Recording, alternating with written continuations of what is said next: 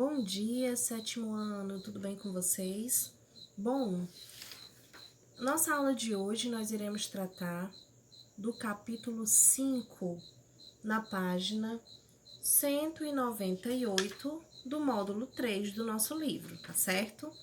E o capítulo 5, ele nos traz estudando os animais vertebrados, tá? Nós já estudamos o que são animais invertebrados e agora nós vamos estudar os animais vertebrados. Tia, o que são esses animais vertebrados? São animais que possuem a presença da coluna vertebral. E aqui nós vimos que as espécies de animais habitam praticamente todas as partes da Terra. Além disso, existiram outras espécies que já foram extintas e que vivem em ambientes inexistentes nos dias atuais. Cada uma dessas espécies tem características diferentes umas das outras. Uma característica importante que nos permite dividir os animais em dois grandes grupos é a presença da coluna vertebral, tá certo? Bom, os animais vertebrados, ele consiste em um grupo de animais que apresentam grande diversidade de espécies e que variam em tamanho e massa corpórea, em hábitos, reprodução e habitats, tá certo? Dependendo da maneira como esses animais vertebrados regulam a temperatura do corpo, eles podem ser ectotérmicos ou endotérmicos. Tia, o que é isso? Vamos ver agora. Bom, gente, animais ectotérmicos são aqueles que dependem de fontes externas de calor para regular a temperatura do corpo. Para isso, eles ficam expostos à luz solar ou permanecem em ambientes aquecidos por ela. Em geral, são exemplos os peixes, os anfíbios e os répteis, tá? E animais endotérmicos são os capazes de gerar e reter calor suficiente para manter sua temperatura corpórea, independente da temperatura do ambiente. Eles dependem principalmente do calor produzido pelo seu metabolismo para regular a temperatura. De forma geral, as aves e os mamíferos são exemplos de animais endotérmicos. Os animais vertebrados, gente, eles são divididos em 5 grandes classes, que é o que a gente vai ver cada uma separadamente. São os anfíbios, os mamíferos, os peixes, os répteis e as aves, tá? São animais vertebrados. Nós iremos começar a ver sobre os peixes, tá? E esses peixes, eles vivem em ambientes aquáticos e se caracterizam pela presença de brânquias durante toda a vida. Correspondem à maior classe de vertebrados que se conhece atualmente. Os pacus, os tubarões, os dourados e as raias são exemplos de peixes. Bom, meus amores, vamos conhecer a primeira classe desses vertebrados, né? Falando dos peixes.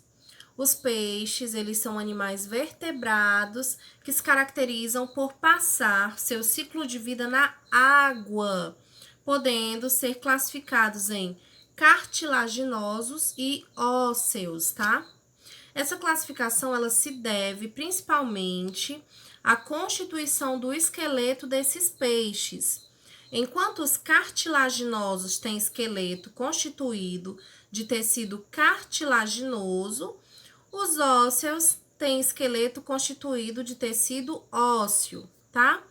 Então, os peixes cartilaginosos, eles são chamados condríctes, tá?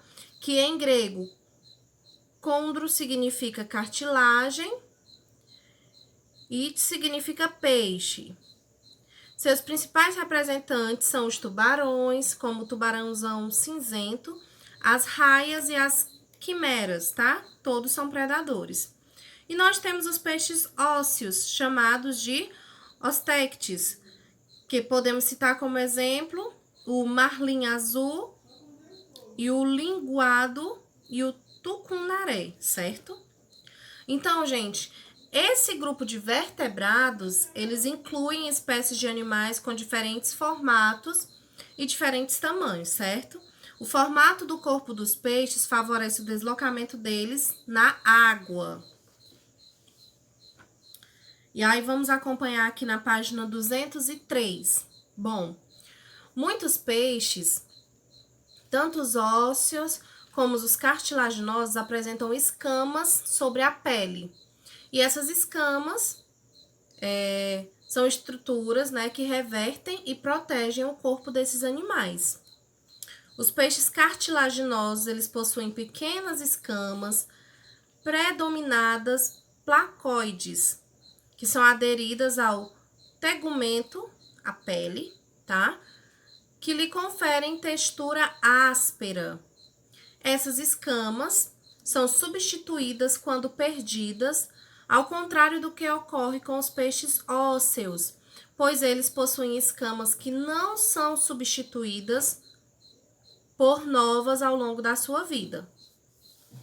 Gente, existem peixes popularmente conhecidos como peixe de couro, que não têm escamas. Neles são ausentes as escamas ou o corpo é revestido por placas ósseas. O animal mostrado aqui na figura B, né? Nós temos aqui, na fotografia B, na página 203, que é um exemplo de peixe sem escama, que é o baiacu, tá? Quando esse peixe ele se sente ameaçado, seu abdômen se enche de água, se infla e os espinhos ficam eriçados, tá? Outros peixes, como algumas espécies de baiacu, possuem escamas modificadas em espinhos, que auxiliam na sua defesa. Gente, os peixes eles têm estruturas chamadas de nadadeira, que podem variar em forma, tamanho, quantidade e localização. As nadadeiras elas são importantes na locomoção, no equilíbrio e na orientação dos peixes no ambiente, tá? Esses animais eles podem apresentar nadadeiras peitorais, pélvicas, dorsal, anal e caudal, tá certo? Mas nem todos os peixes, gente, possuem essas nadadeiras. Em alguns casos, algumas delas estão ausentes ou fundidas entre si, tá certo? Vamos dar continuidade na página 204. Como que são os hábitos alimentares desses peixes? São variados, tá? Eles podem ser carnívoros, eles podem ser herbívoros, onívoros ou detritívoros, certo? O sistema digestório é composto de boca, faringe, esôfago, estômago, intestino e ânus. Os condrictes e alguns osteíctes possuem cloaca. O que é essa cloaca? É uma câmara que é localizada na porção final do intestino de muitos vertebrados, como aves, répteis, anfíbios, que recebem produtos do aparelho digestório, urinário e genital, tá? Também estão presentes órgãos que auxiliam na digestão, como a vesícula biliar, o pâncreas, o fígado, tá? Na cavidade oral, que forma a boca, localiza-se a língua e os dentes. E aí a gente observa aqui, ó, nós temos no nosso livro duas ilustraçõezinhas. Nós temos o tubarão-limão e temos a piranha. Em peixes cartilaginosos existem fileiras de dentes dispostas uma atrás da outra, permitindo uma troca rápida e constante dos dentes, que são o caso aqui, ó, do tubarão-limão. E nós temos, nos peixes ósseos, Os dentes são pequenos e geralmente têm formato de cone, como os das piranhas. Em muitas espécies existem dentes na faringe, tá? Bom, como nós vimos, os peixes eles possuem nadadeiras que o auxiliam na locomoção em um ambiente aquático. Em algumas espécies, a presença de um órgão chamado vesícula gasosa ou bexiga nadatória auxilia o peixe a controlar a sua flutuação na água. E aqui nós vamos ver um esqueminha, ainda na página 204, tá? Acompanha aqui com a tia. Nós temos a representação do controle de flutuação do peixe na água. Aí a gente vê aqui, ó, a vesícula gasosa cheia. Para subir até a superfície da água, o peixe enche essa vesícula gasosa com gases, tornando seu corpo menos denso. Aí a gente vê na outra representação essa vesícula gasosa vazia. Para descer, o peixe esvazia a vesícula gasosa, eliminando os gases até atingir a profundidade em que deseja permanecer, tá bom?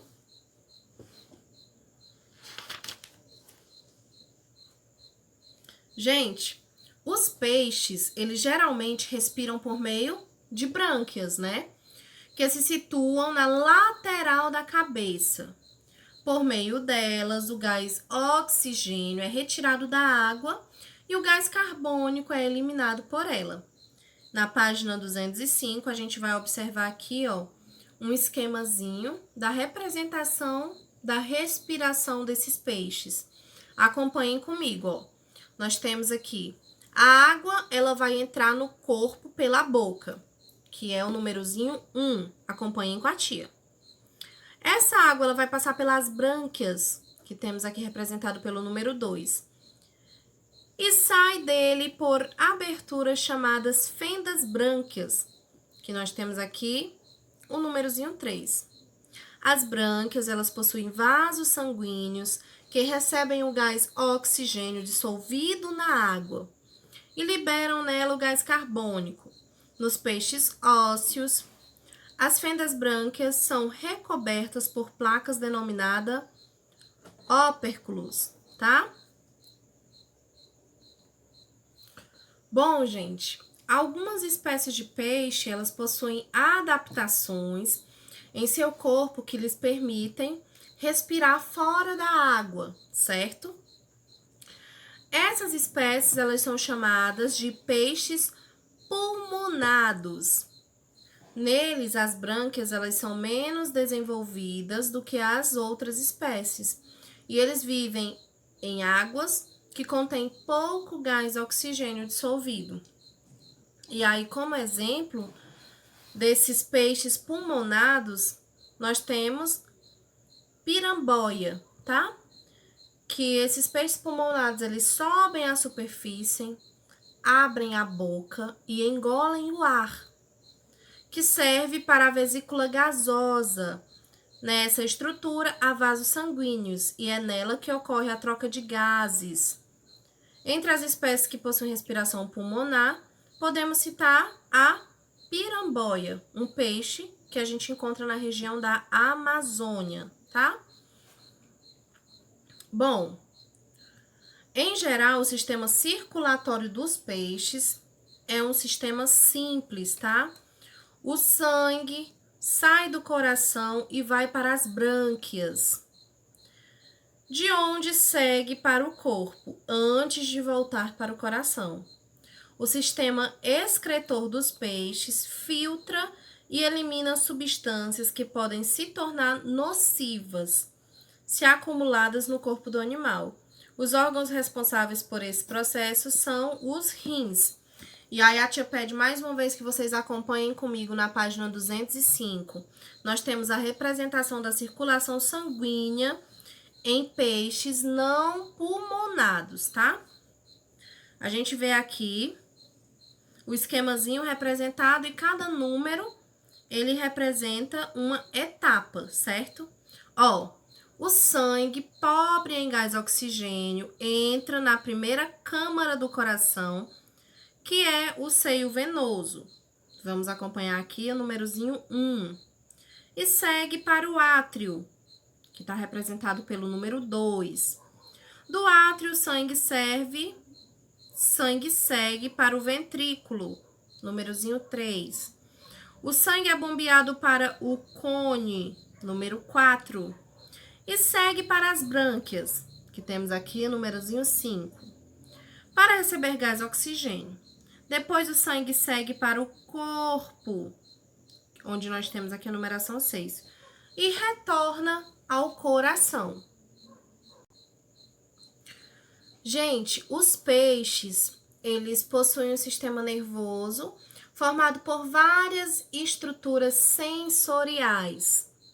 Entre essas estruturas está a linha lateral, que se estende ao longo do corpo do animal.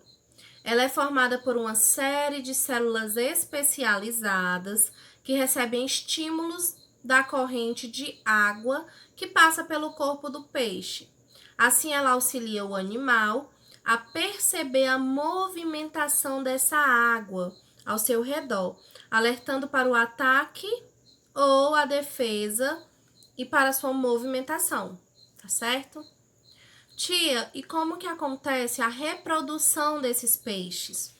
Bom, gente, em geral, os peixes ósseos e os cartilaginosos, eles apresentam sexos separados, mas existem espécies que são hermafroditas, tá? Então, vamos aqui ver como são a reprodução desses peixes. A fecundação em peixes cartilaginosos é interna. Geralmente, os machos de peixes cartilaginosos têm duas estruturas chamadas clásperes, que auxiliam na cópula e que são inseridos na cloaca da fêmea durante o acasalamento. A fêmea ela possui 2 ovários, dentro dos quais os óvulos amadurecem. Os espermatozoides são produzidos nos testículos. Os peixes cartilaginosos podem ser ovíparos, ovovíparos ou vivíparos, tá certo? Já na maioria dos peixes ósseos, a fecundação é externa. Eles se locomovem até um local específico na água, onde as fêmeas elas liberam os seus óvulos para que os espermatozoides liberados pelos machos os fertilizem. A maior parte desses peixes é ovípara. E há um estágio larval em que eles são chamados alevinos. Entre os peixes ósseos, também existem espécies ovíparas, como o lebiste. E algumas espécies de peixes constroem ninhos ou depressões na areia para pôr os seus ovos. Em muitas dessas espécies, podemos observar o cuidado parental. E aí nós temos como exemplo, né, o cavalo marinho, onde o macho do cavalo marinho, por exemplo, possui uma bolsa incubadora em que seu corpo onde carrega os ovos. E também nós vimos aqui um exemplo, né, do peixe apogon, que carrega os ovos ou os filhotes na boca, onde protege-os, tá certo, gente? Então, meus amores, na nossa aula de hoje, nós vimos a primeira classe dos animais vertebrados, que foi a classe dos peixes. E para a gente executar tudo que a tia falou e explicou aqui para vocês, a tia pede que vocês façam a atividade que a tia vai solicitar agora, tá? Anotem direitinho. Na página 202, a tia quer que vocês façam a questão 1. Na página 203, a tia quer que vocês façam a questão 2. Na página 207, a tia quer que vocês façam a questão 1 e 2. E na página 208, a tia pede que vocês façam a questão 3 e 4, tá certo? Vocês respondam, estejam me enviando, que aí depois a tia vai lançar a correção para vocês, certo? Na nossa próxima aula, a gente vai começar a falar sobre a segunda classe desses animais vertebrados. E aí nós vamos falar sobre os anfíbios, tá certo? Um grande beijo para vocês, meus amores, e bons estudos!